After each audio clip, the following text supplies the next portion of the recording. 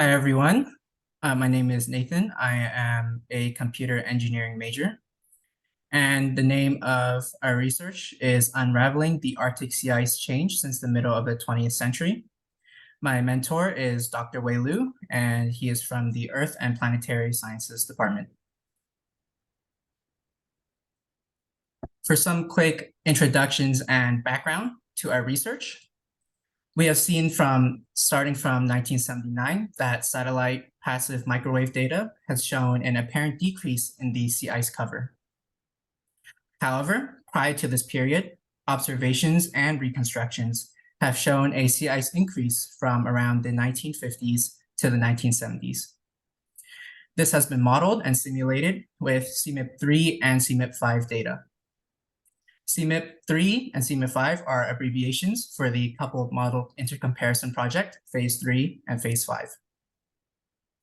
All of these changes have been attributed to either external forcings or internal climate variability. What external forcings are could be something like human activities causing variations in levels of greenhouse gases and aerosols. Internal climate variability are just naturally occurring variations.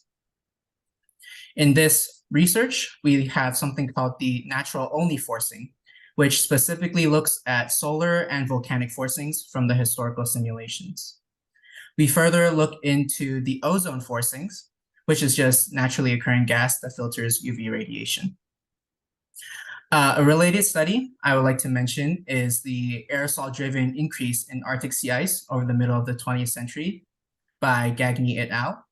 And what they have found is that the sea ice increase from 1950 to 1975 is mainly driven by anthropogenic aerosols.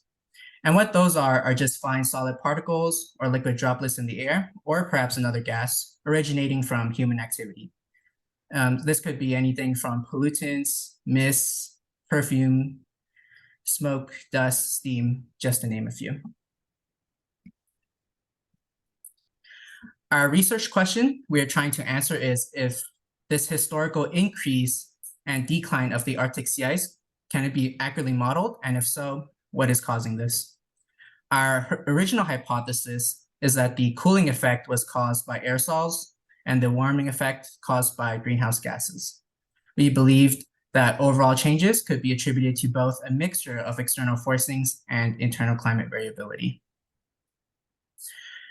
The approaches we took for this research is we used state-of-the-art CMIP6 models with historical and single forcing experiments. The single forcing experiments specifically are aerosol only, greenhouse gas only, natural forcings only, and ozone only. The historical is just a combination of all the forcings combined. We also use something called observations, which are historical sea ice reconstructions. Namely, we use the HAD-ISST and the Walsh and Chapman dataset. Onto the results. On this first graph, we can see the annual mean Arctic sea ice extents with the observations. Here, the results are normalized relative to the entire period's mean. This graph has a time frame from 1953 to 2005.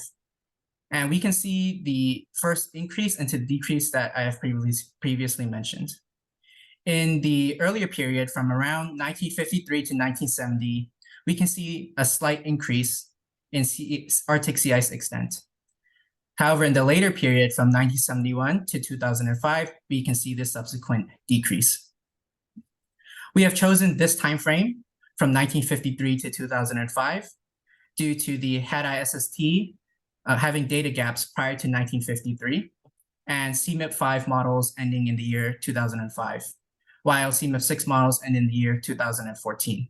So we decided to choose this time period where we had data from both observations and CMIP5 and CMIP6 models. In our next graph, we have the annual mean Arctic sea ice extents with the individual forcings. So on the left, we have the CMIP5 models, and on the right, we have the CMIP6. The first one at the top for the both left and right are the historical, which is the same as from the previous graph. However, below them, we have each individual forcings. aerosols, greenhouse gases, naturals, and ozones. So what we can see from this graph is, compared to the aerosols, the naturals and the ozone forcings have a much weaker effect on the sea ice increase compared to the aerosols. From the 1953 to the 1970 period, we can see that the anthropogenic aerosols help enlarge Arctic sea ice extent. However, all the sea ice increases are offset by greenhouse gas-induced sea ice decrease. It might be worth noting that compared from the CMEP5 and the CMEP6, that the CMEP6 exhibit a stronger slope and a stronger sea ice response compared to the CMEP5 models. And this may be possibly related to the stronger aerosol cooling and the higher climate sensitivity used in CMEP6 models.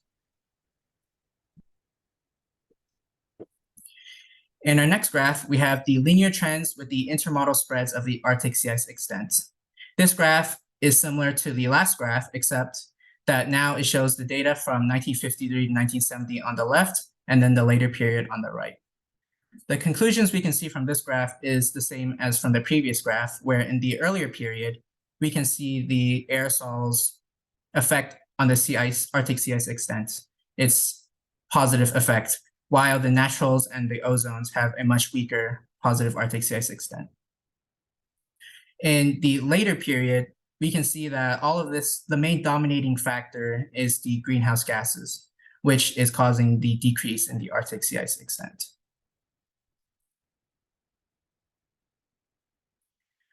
Next, we have spatial maps of the linear trends of the Arctic sea ice concentrations. Through CMEP5 and CMEP6 models, we have captured the observed Arctic sea ice extent increase from the 1953 to 1970 period, and their patterns of sea ice concentration change are different from those of the observations.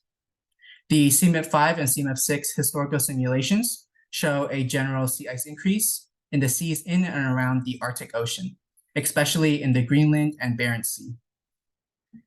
On the other hand, both observation datasets exhibit a strong sea ice increase in the Baffin Bay, the Greenland, Barents, and Kara Seas, but a strong sea ice decrease in the Chukchi and Bering Seas and the Sea of Oshkosh. These distinct regional sea ice changes are consistent with previous results, specifically a study named Long-Term Ice Variability in Arctic Marginal Seas by Ployakov et al., and Observed Sea Ice Extent in the Russian Arctic by Mahoney et al.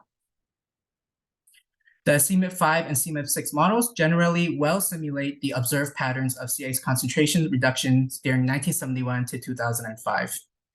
Both the observations and the CMEP5 and CMEP6 historical simulations suggest a broad sea ice decrease in most seas in and around the Arctic Ocean. The only exception occurs in the Sea of Oshkosh, where observations indicate a sea ice increase, while CMEP6 and CMEP5 models simulate a sea ice decrease. In our last graph, we explored the role of internal climate variability. While in our previous graphs, we looked at the role of external forcings, we take a look at internal climate variability. So from this graph, we can see that over the 1953 to 1970 period, the observed trend of Arctic sea ice extent is within the intermember spread of each of these three models that we have chosen. This indicates that the internal climate variability can also play a role in Arctic sea ice change during this period. However, during the 1971 to 2005 period, the observed trend of Arctic sea ice extent is outside the intermember spread for any of the three models, suggesting that the reduction in Arctic sea ice extent during this period cannot be solely explained by internal climate variability. This result is consistent with many previous studies and highlights the importance of external forcings to the recent Arctic sea ice decline.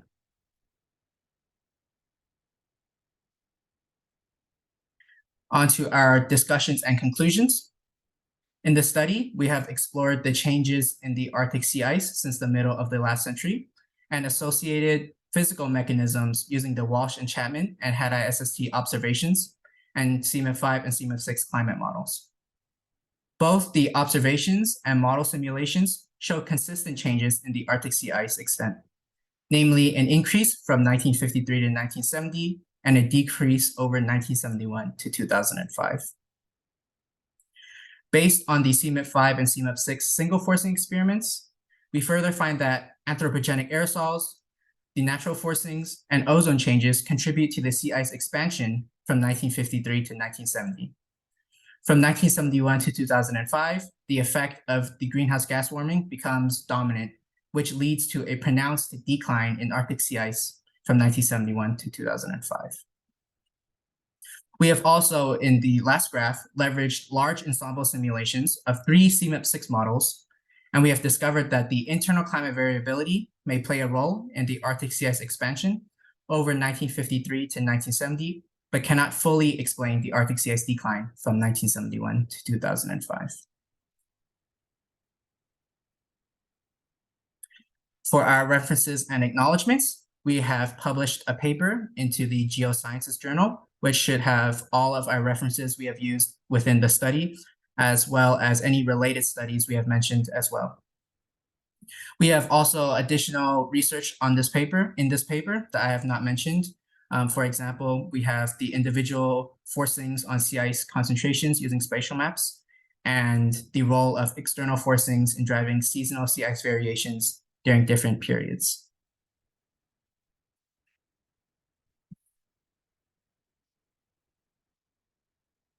For some possibly anticipated questions, some atmospheric mechanisms and oceanic mechanisms affecting sea ice extent.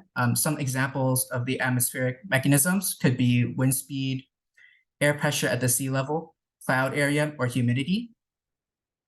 Onto the oceanic mechanisms, some examples could be the sea temperature or the Atlantic meridional overturning circulation.